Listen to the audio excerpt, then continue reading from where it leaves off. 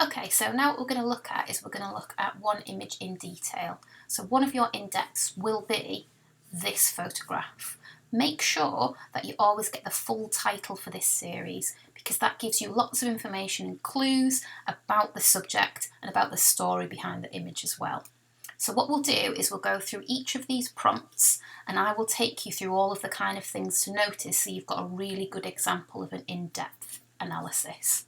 So your first prompt is subject concept. So subject is what the photograph is of, and concept is the ideas or meaning or potential story and narrative within the image as well.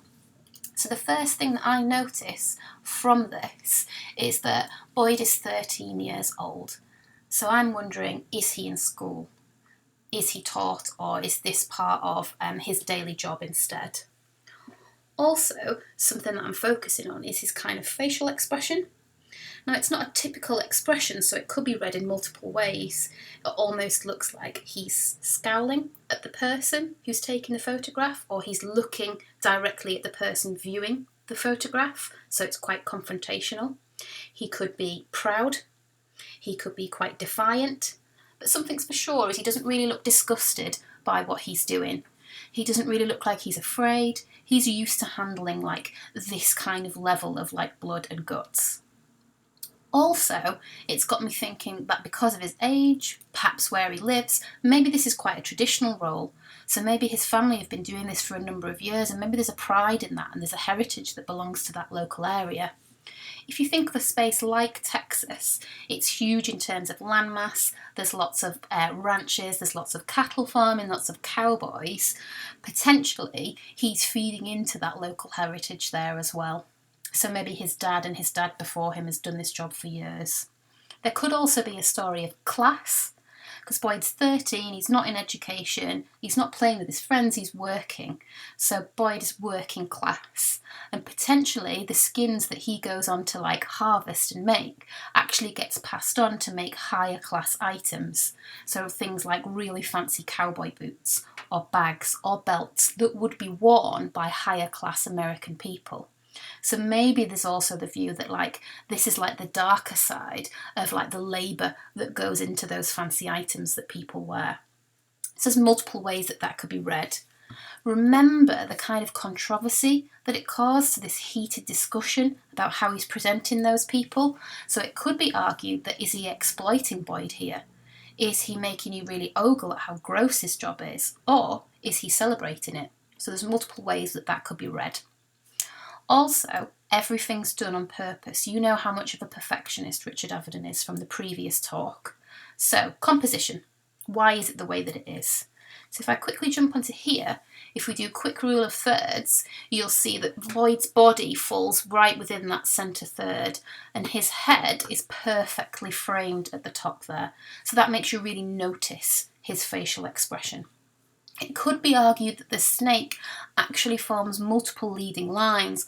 Also, you read it very much like golden section, where it comes right down across the body, across the gross snake guts, right to Boyd's hand there, that's central in this compartment here.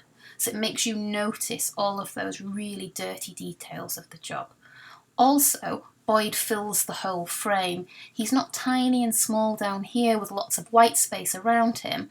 All of the sections nearly touch the edge of the paper, even to the point where it chops a little bit of his head off at the top, so you're really forced to take in like the whole of the subject there. Also remember that this is printed twice life size, so if you're looking at it on a gallery wall, it's a huge print, so Boyd's twice his normal size, which makes you notice all of like the dirt and the grit and the blood that's all over his apron as well, so all of the really nasty aspects of that job. You know about the lighting from a previous slide that Richard Avedon actually sets this up outside.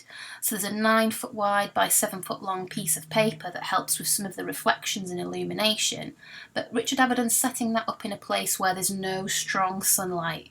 So you can see there's no shadows cast in the image. It's very even and soft lighting, and he's controlled that by where he's put it and how he's got Boyd to stand in such a way. Also, this idea of colour and contrast. Richard Avedon's using a really old school camera here, 8x10" Deardorff, so they're 8x10" photographic plates that come out. And that's a very old school way of working, because obviously there is colour film around in the 1970s, it is possible, but this means that these plates come out individually. So he's got a team of people working on them there, they take the photograph and then they take this plate out and they're stored in boxes there. So the negatives are huge, and this allows Richard Avedon to get that level of detail when he prints them really large in scale. So contrast is looking at those areas of light and dark, and in the image it's always lightest in the background. That background is true, perfect, brilliant white every time. And the colours that Boyd's wearing, so his top and all of the colours and tones on the snake, are very dark, and then there's those really nice silver tone, warm tones that you get across his skin. So none of this image looks weak. So just like there's those lighter areas on that one, Richard Avedon's really processed that contrast to make sure that this has visual impact. It's not a weak grey image, it's very strong. For his camera technique, he also sets it up specific to the person. So the height of the lens, the space around the person is done for each individual sitter. And Richard Avedon doesn't stand behind it when the photograph is taken, he's talking and he's there and he's directing the person. So that's where you can bring in that quote, this idea about truth. So just like the beekeeper here, it makes you think that he's just pulled Boyd in off the street, mid chopping up this snake, mid pulling its skin off, when really he's got Boyd to stand in such a way, to hold the guts in such a way, the guts are touching him, he's not held away from his body.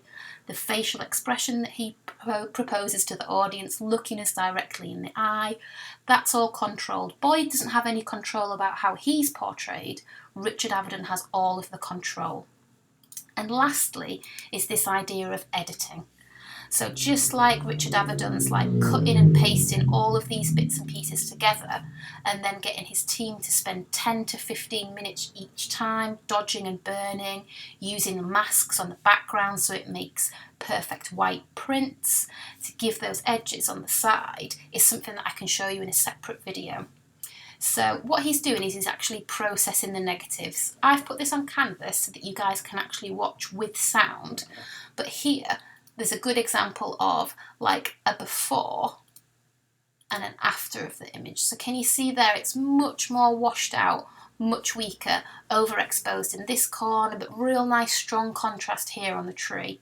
So what you'd want to do is work up the contrast in the rest of the image to balance that tree. So a bit like in that little bit beforehand there, building up these tones. And the way that you do it is actually within the darkroom. So when you're working in the darkroom, you're actually working with an enlarger. So you put your negative into this machine here and you paper underneath, just like this guy is doing. The red light doesn't actually affect the paper. It's only the light that comes from the machine. So the negative is placed here and you set it to a timer of how long that you want the light to be on to expose the image. You do test shots as well to make sure that you're getting that right. And what he's doing here is called dodging and burning. So in moving the paper, you're actually creating like a block over part of the image. So some of the photographic paper is getting the light and some is not. So if I just very quickly jump back onto this image here so you guys can see, you'd want to block this area. So you'd hold the paper over this area so it's not getting darker, and he's allowing the light to come through onto this side more so that it actually picks up more of those tones and actually shows some of like the darker elements in the image like it is here. So the reason that he's moving the paper is if he doesn't move it from side to side, in the photograph there'll be a trace, so there'll be a hard line where the paper is of where he's doing the dodging and burning. But in moving, you're actually controlling the light in a very gentle way, so there's no trace of where the paper has been. And that means, like he's working on the bottom side here now, that means that you're actually increasing the amount of light and getting some areas to be darker and some areas protected from that light. So hopefully that makes sense and you can kind of see a little bit more about how this area needs more exposure than this area. So this one is covered, and they'd be hovering and letting some of that image go darker so that he can control the contrast in the final image there.